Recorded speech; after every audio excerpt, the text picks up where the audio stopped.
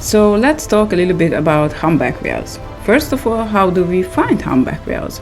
Well, humpback whales are quite big animals, so they are approximately 15 to 16 meters long and they can weigh up to 40 tons. It's a huge animal. And because of this, because of their size, when they come up to the surface to breathe, we can see the blow basically from far away. If it's a nice weather, then we can see the blows from quite a distance. If it's a little bit windy, we can still see the blows, but it gets blown away straight away, so it's a little bit more hard to spot the animals. The very first day when we found the humpback whales, it was a bit windy, so we really had to look hard to be able to find these blows and to be able to actually find the animals. Humpback whales usually do medium-long dives, which means that they spend underwater between 7 to 12 minutes. So once we see them blowing, you can see them on the surface approximately for 1 to 3 minutes, and then afterwards they dive. Humpback whales, before they dive, they usually lift their tail flukes above the surface. So let's talk a little bit about the tail fluke. The tail fluke of the humpback whale is important for identification purposes, and the way to identify a humpback whale based on the tail fluke is to see the different shapes of the tail fluke. You can see the different markings on the tail flukes. They can also have scratches like humans have, so that's unique to each and every animal. And also there is a coloration on the inside part of the tail fluke. So that means that some of the humpback whales have white coloration on the tail fluke. Some of the humpback whales basically have a full white tail fluke on the inside. Some of the humpback whale has a totally black one with a little bit of white markings or white stripes on it. It depends on, for all of them it's unique. This is the important information. It's basically like a human fingerprint. So every human has a different fingerprint, and that's what it can be used also for identification, and that's the same for the humpback whales.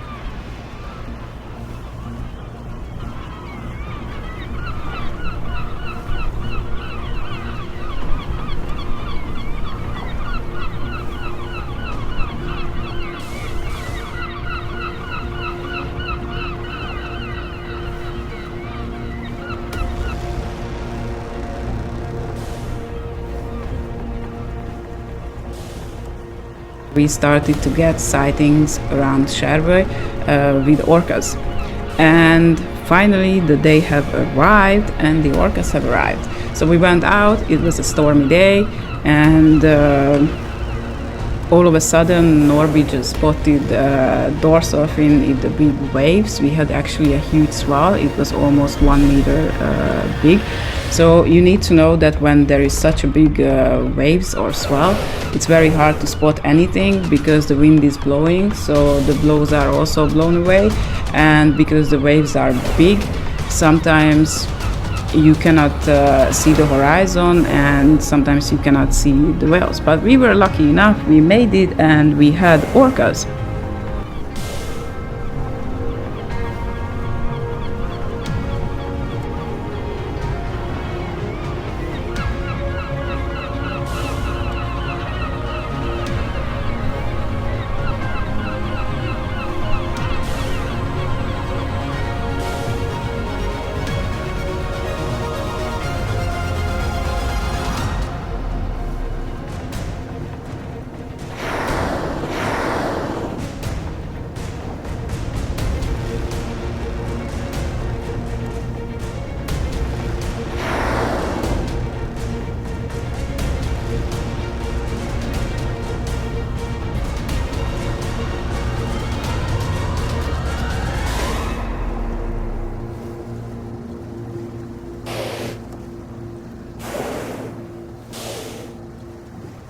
So now let's talk a little bit about the orcas. We had two fully grown males, a few females, and a few young ones within the group, the first time when we have seen them this season.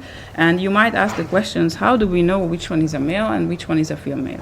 Well, that's a very good question. So let's first talk about the easy part. How do we know if someone is a fully grown male? The fully grown males have a huge dorsal fin. The dorsal fin is the fin what you can see on the back of the orcas. And for the male animals, it can be up to 2 meters high, which means that if you think about it, it's higher than a human person.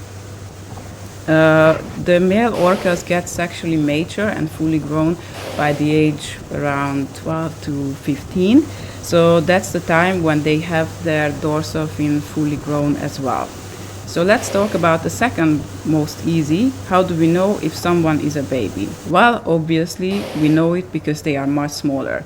We can see tiny little calves here in this area. The orcas have no season when they give birth, so basically they can do it any time of the year. And a lot of calves born late autumn.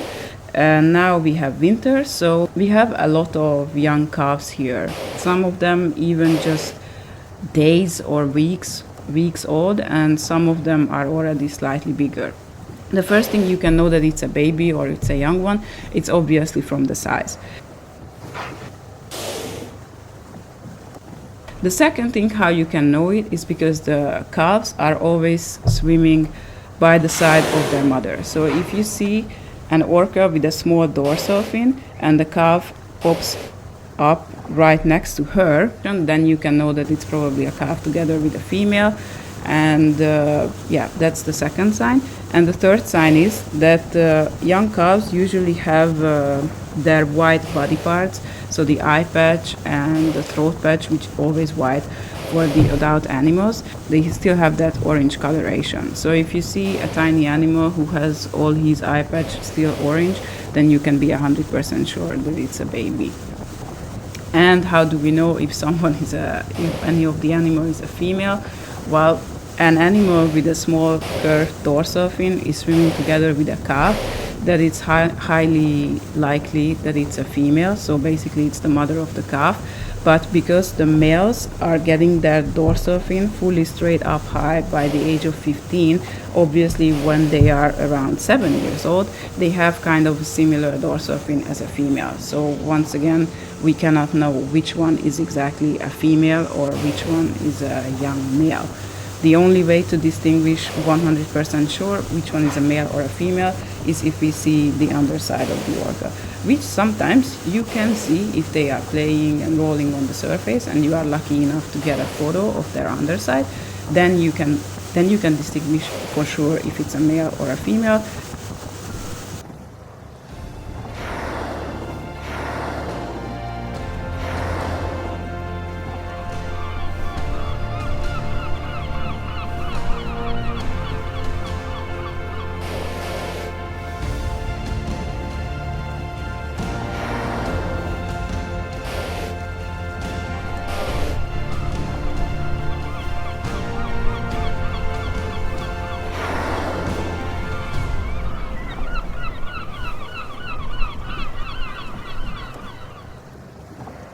It often happens that the orcas are just swimming casually, no rush or anything, so they are just enjoying themselves, and all of a sudden you can see that the whole pod is just speeding up and rushing somewhere.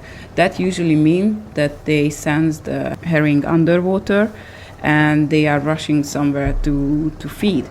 And if you manage to follow them when they are rushing to a feeding spot, then when you arrive, you can see them feeding, which is amazing.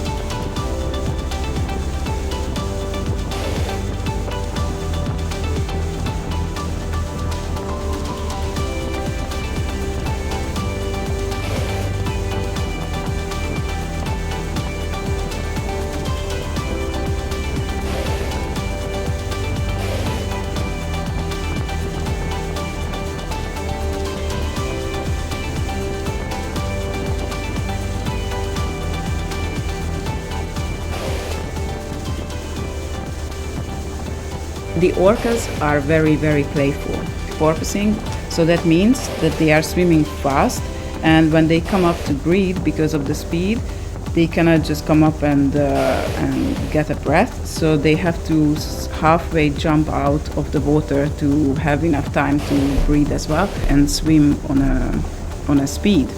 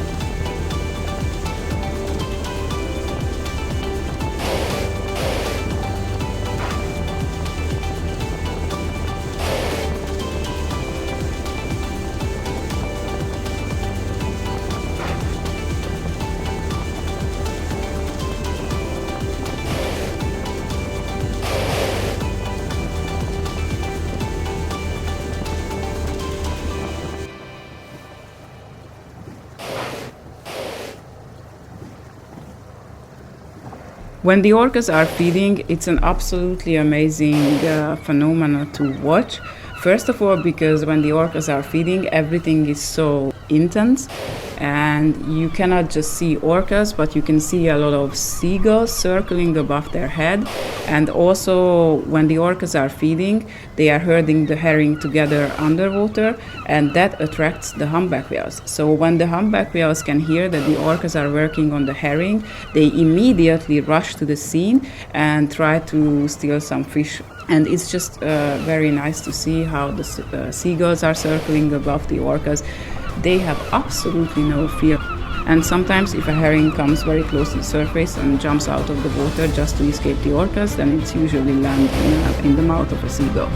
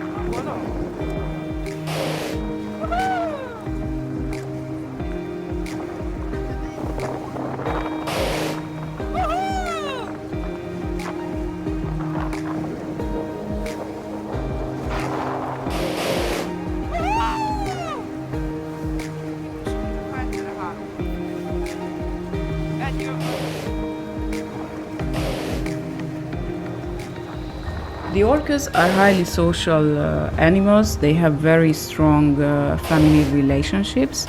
They are living in matriarch society, which means that each and every pod, a group of orcas is called a pod, are led by the oldest female. In Norway, from my observation, an average size of the pod is between 15 to 20 animals, and when the group is getting a little bit too big, then the second oldest female is gonna split and create her own pod. It's an interesting fact, which I truly think it's remarkable, that the male orcas are spending their entire lives together with their mother's group. It doesn't mean that they are all the time together with their mothers. So sometimes the males, especially after they became fully grown, they can break off and go look for females or just spend some time alone by themselves. But at the end, they always return to their mother's pod. And you can see that they are kind of very gentle big boys, and often helping babysitting with the young ones to their mothers. Very often when we see a pod swimming together, we can see that a huge fully grown male is swimming together with a tiny little calf, who is probably just a little bit giving some resting time for the mother, and the brother or the uncle is helping to babysit a little bit so the mom can have some rest.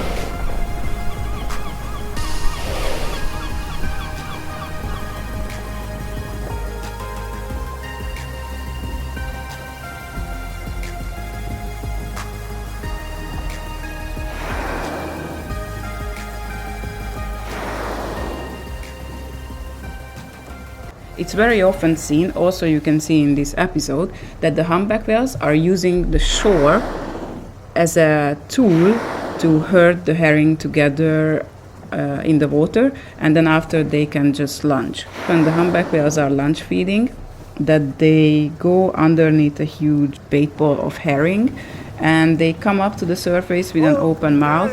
They take a huge gulp out of the water, which obviously contains a lot of water, but that they can filter out from their mouth, and they just swallow the fish.